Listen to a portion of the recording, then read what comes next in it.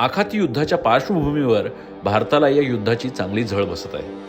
मग ते घरगुती गॅसचा तुटवडा असो किंवा इथल्या उद्योग उत्पादनांवर झालेला परिणाम, तसेच शेतीमालाची ठप्प झालेली निर्यात. जागतिक राजकारण चांगलंच तापलेलं आहे. इराणचा अण्वस्त्र कार्यक्रम जगासाठी किती धोकादायक ठरू शकतो आणि पाकिस्तान अण्वस्त्रधारी देश कसा बनला, यामागे कोणत्या देशांचा हात होता आणि पाकिस्तानबाबत अमेरिकेचं धोरण दुटप्पी नेमकं का आहे, तर दुसरीकडे भारत इराण संबंध या सगळ्या समीकरणात नक्की कुठे आहेत, या सगळ्याच महत्त्वाच्या विषयांचे प्रश्न घेऊन येत आहेत ज्येष्ठ पत्रकार राजेश जोष्टे.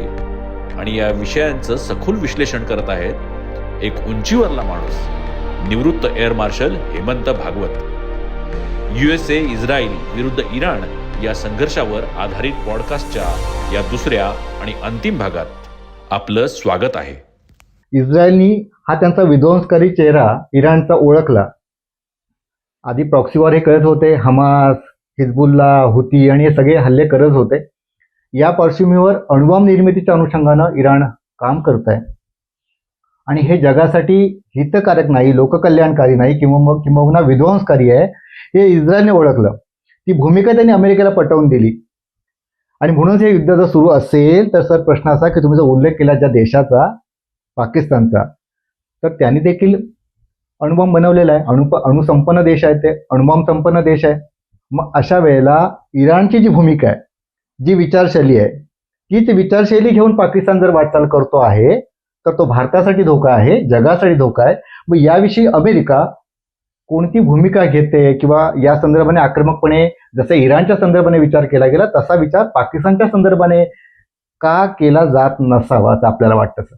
मी मगाशी तुम्हाला सांगितलं ना की पाकिस्तान त्या शीतयुद्धामध्ये अमेरिकेसाठी अत्यंत महत्वाचं राष्ट्र होतं.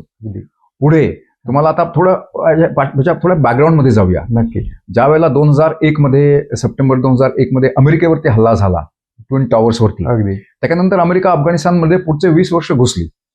त्यांच्या त्या मिलिटरी ऑपरेशन्ससाठी देखील पाकिस्तानचं सहकार्य अत्यंत महत्वाचं होतं. ठीक आहे. आता प्रश्न येतो पाकिस्तानच्या अणुबॉम्बचा. आता गंमत अशी आहे की अमेरिका साधू नाहीये. दुटप्पी धोरण हे अमेरिकेसाठी ते अमेरिकेचे लोक किंवा अमेरिकेचं नेतृत्व ते बोलू देत काही, परंतु त्यांच्या राष्ट्राचा फायदा कुठे आहे याच्याबद्दल त्यांच्या विचार करायच्या पद्धतीमध्ये गोंधळ नाही. अगदी. आणि त्यामुळे त्यांनी 1971च्या युद्धामध्ये जेव्हा आपण बांगलादेशची निर्मिती केली त्यावेळेला अमेरिका पाकिस्तानच्या बाजूनी होतं, चीन पाकिस्तानच्या बाजूनी होतं. म्हणजे नैतिकता आपल्या बाजूनी होती, बांगलादेशच्या बाजूनी होती. अनैतिकता पाकिस्तानच्या बाजूनी होती, पश्चिम पाकिस्तानच्या बाजूनी, पण त्यांच्या पाठीमागे अमेरिका उभी होती. त्यावेळेला पाकिस्तानच्या नेतृत्वाने निर्णय घेतला 1971च्या युद्धानंतर की भविष्यामध्ये आपण भारताशी कन्व्हेन्शनल ज्याला वॉर म्हणतात तिथे आपण 1-2 आठवड्याच्या पेक्षा जास्त टिकू शकणार नाही.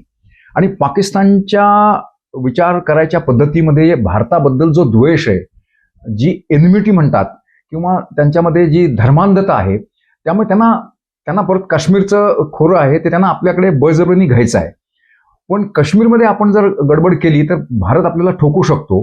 मग ह्याच्या बाबतीत आपल्याला सिक्युरिटी अमरेला कुठनं पाहिजे, कशी असू शकेल, तर ती न्यूक्लिअर अमरेला आपल्याकडे पाहिजे. मग आपल्याकडे न्यूक्लिअर वेपन्स पाहिजेत. म्हणून त्यांनी त्या दृष्टीने हालचाली चालू केल्या. मगाशी मी सांगितलं फायनान्सिंग त्यांना अरब याच्यातनं जगतातनं फार मोठ्या प्रमाणावरती आलंय, कारण त्यांनी त्याची ऍडव्हर्टाइजमेंट अशी केली की इस्लामिक बॉम्ब आहे. इन्सिडेंटली आता सौदी अरेबियाची आणि पाकिस्तानचा एक करार झालेला आहे की एकावरती हल्ला दुसऱ्यावरती हल्ला असं समजलं जाईल. आणि इनडायरेक्टली ते असं म्हणतात की पाकिस्तानचा अणुबॉम्ब हा सौदी अरेबियाच्या रक्षणासाठी देखील अवेलेबल आहे. आता त्यातली अतिशयोक्ती सोडा, पण ज्यावेळेला पाकिस्ताननी ही सुरुवात केलं त्यावेळेला इस्लामिक वर्ल्ड कडनं फार मोठ्या प्रमाणावरती त्यांना आर्थिक मदत आली. पण त्यांना टेक्निकल मदत कोणी केली? त्यावेळेला चीननी केली, नॉर्थ कोरियानी केली. आणि अमेरिकेला हे माहिती होतं, असं नाही की अमेरिकेच्या इंटेलिजन्स एजन्सीजना हे समजत नव्हतं, परंतु त्यावेळेला कोल्ड वॉर संपलेलं नव्हतं. अमेरिका आणि रशिया यांच्यामध्ये ते युद्ध फार मोठ्या प्रमाणावरती त्यावेळेला देखील चाललेलं होतं. आणि त्यावेळेला पाकिस्तान आपल्या बाजूनी असणं हे अमेरिकेच्या दृष्टीने महत्वाचं होतं.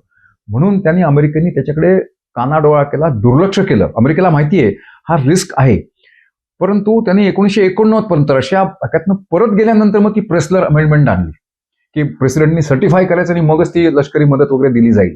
पण तोपर्यंत पाकिस्तानने ती टेक्नॉलॉजी आत्मसात केलेली होती. आणि आता इराणची ते का करू देत नाहीयेत? त्याचं कारण आहे की ती इस्रायलसाठी एक्झिस्टेन्शियल थ्रेट आहे. आता आपल्याला त्या गोष्टींकडे आपण जास्त लक्ष देत नाही, परंतु death to America, death to Israel ही राष्ट्र घोषणा असल्यागत तेहरानमधली परिस्थिती आहे. त्यामुळे या देशाकडे जर उद्या न्यूक्लिअर किंवा आण्विक शक्ती आली आणि त्यांच्याकडे जर लॉंग रेंज मिसाईल्स पण आली, तर त्याचा ते वापर करायला मागे पुढे एवढे माथेपुरूपणा त्यांच्या डोक्यामध्ये आहे. एक लक्षात घ्या की जे इराणचं आणि इराकचं युद्ध झालं 1980 ते 1988, या 8 वर्षात जवळजवळ 10 लाख सैनिक दोघांचे किंवा नागरिक मारले गेले आणि त्याच्यात इराणचे जास्त मारले गेलेले आहेत.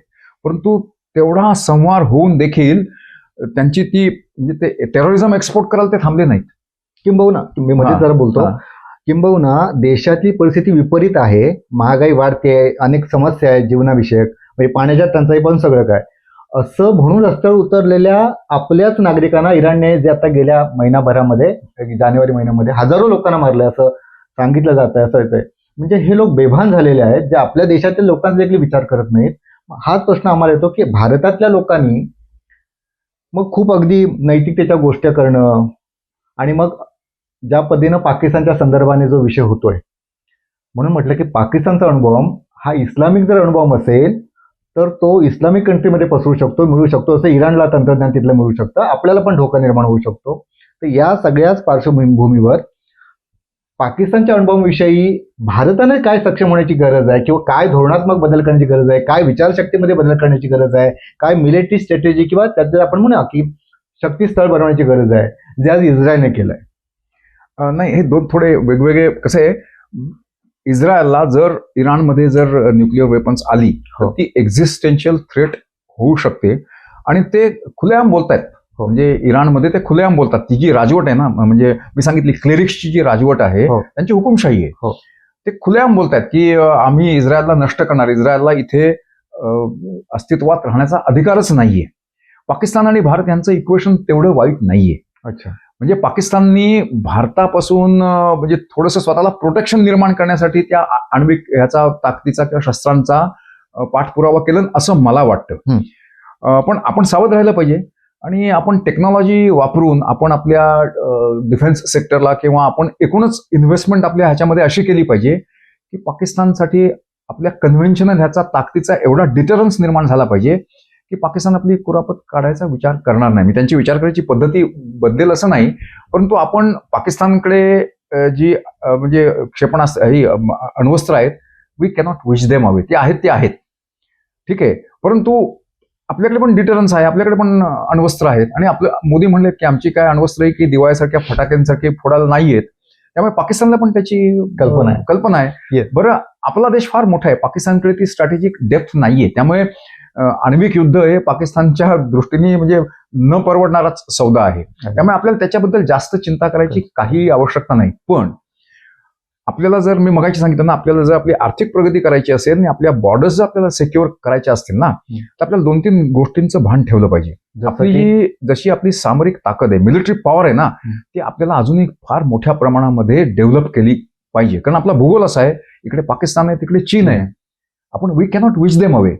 आणि पाकिस्तान हा मी सांगितलं मगाशी धर्मांध लोकांचा देश आहे. त्यांच्या डोक्यामध्ये भारताबद्दलची दुश्मनी किंवा एनिमिटी आहे ती अनेक वर्ष राहणार आहे.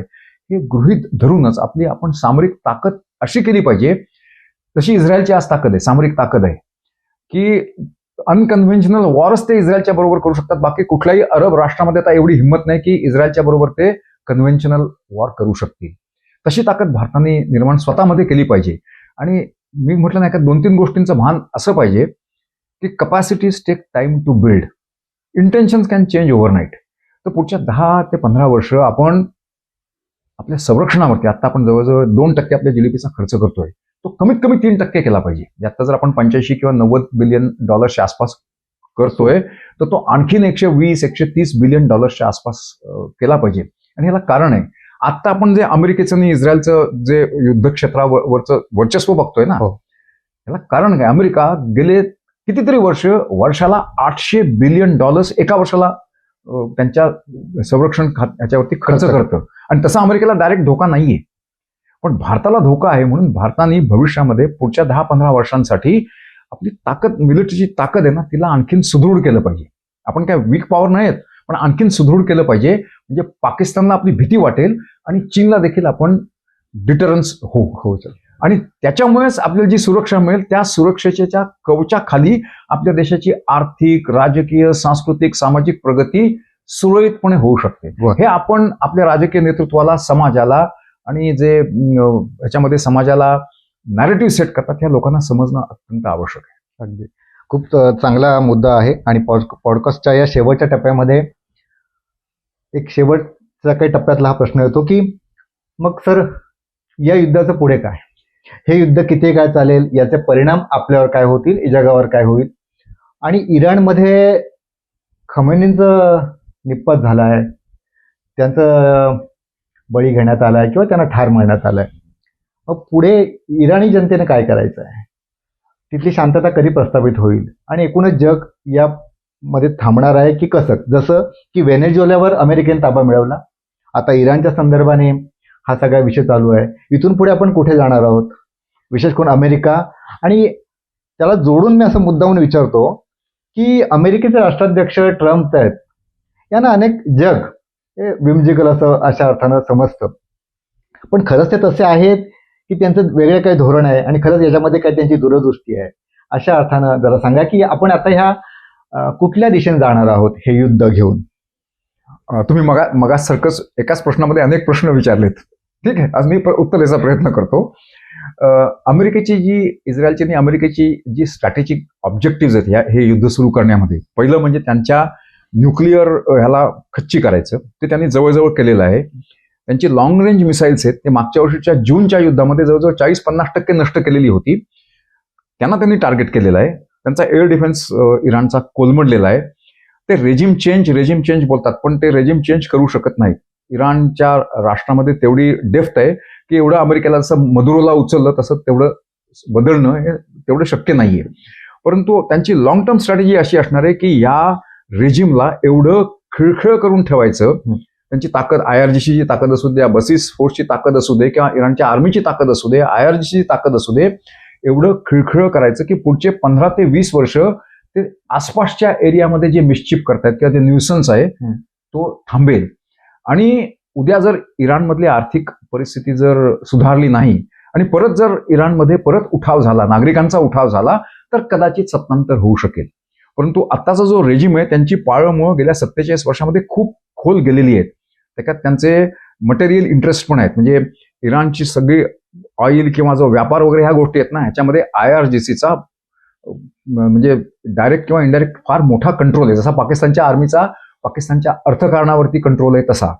त्यामुळे अमेरिकेची स्ट्रॅटेजिक ऑब्जेक्टिव्ह आहेत की साधारणपणे 3 ते 4 आठवड्यामध्ये ते सिद्ध होतील असं मला वाटतं. आणि त्याच्यानंतर मग कोणतरी इंटरमेजियरीमध्ये त्याच्यामध्ये चीन येऊ शकतो, भारत येऊ शकतो, युनायटेड नेशन्सचे फंक्शनरीज येऊ शकतात आणि मग टर्कीला आणू शकतात ते.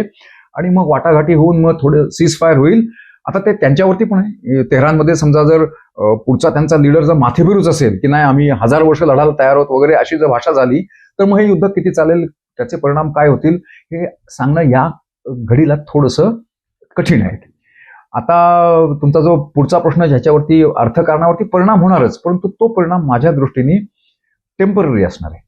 आणि लक्षात घ्या, या जागतिक अर्थकारणामध्ये ना, आजच मी सकाळी बातमी वाचत होतो, रशियाचे 2 टँकर्स, रशियन क्रूड घेऊन येणारे 2 टँकर आज भारताच्या ह्याच्यामध्ये बंदरामध्ये आलेले आहेत. एक गुजरातमध्ये आलाय आणि एक पूर्व किनाऱ्यावरती येतोय. आणि 3रा टँकर जो सिंगापूरला जातोय तो देखील भारताकडे वळवत आहेत. म्हणजे इन्फॉर्मल लेवलला भारत आणि अमेरिका यांचं एवढं अंडरस्टँडिंग होऊ शकतं की ठीक आहे, आता तुम्ही आम्हाला रशियाचं क्रूड घेऊ नका असं सांगताय, परंतु जर इराणमध्ये जर हे युद्ध तुम्ही असं आणखीन महिनोमहिने चालणार असेल तर त्याचा आमच्या आर्थिक जगतावरती परिणाम होणार आहे. इन्फ्लेशन भारतामध्येच नाही पुऱ्या जगामध्ये होणार आहे आणि ते आमच्या प्रगतीच्या दृष्टीने हानिकारक आहे. आणि अमेरिका कानाडोळा करेल. म्हणजे त्यावेळेला मी तर एवढं म्हणतो की आज मी मगाशी सांगितलं ना, चीन फार मोठ्या प्रमाणावरती इराणच्या ऑइलवरती अवलंबून आहे. अमेरिका चीनला सांगू शकते की या भानगडीमध्ये तुम्ही पडू नका, इराणला सपोर्ट करायचा प्रयत्न करू नका. तुमच्या एनर्जीची जी रिक्वायरमेंट आहे ना, आम्ही तुम्हाला व्हेनेझुएलामधनं, रशियामधनं घेऊ देतो, इतर याच्यातनं स्रोतामधनं ते तुम्हाला मिळू शकतात. त्यामुळे या आंतरराष्ट्रीय लेवलवरती या गोष्टी घडतात. नैतिकता वगैरे त्याच्यामध्ये आपण जास्त त्याच्यावरती चर्चा करण्यात काही अर्थ नाही असं मला वाटतं. नक्की. खूप छान पद्धतीने अगदी आपण ही चर्चा केली. भारताकडे आजच्या घडीला आपल्या देशाने सांगितलंय त्या पद्धतीने पुढील 8 आठवडे पुरेल एवढे क्रूड ऑइल आहे. तरी देखील आपला देश संभाव्य परिस्थितीचा सामना करण्यापूर्वीच सगळी जी तजवीज आहे ही करतो आहे. सरांनी सांगितल्याप्रमाणे होर्मुझ सामुद्रीमधून जी वाहतूक आहे ती सुरळीत करण्याच्या अनुषंगाने देखील प्रयत्न सुरू आहेत. हे युद्ध आहे.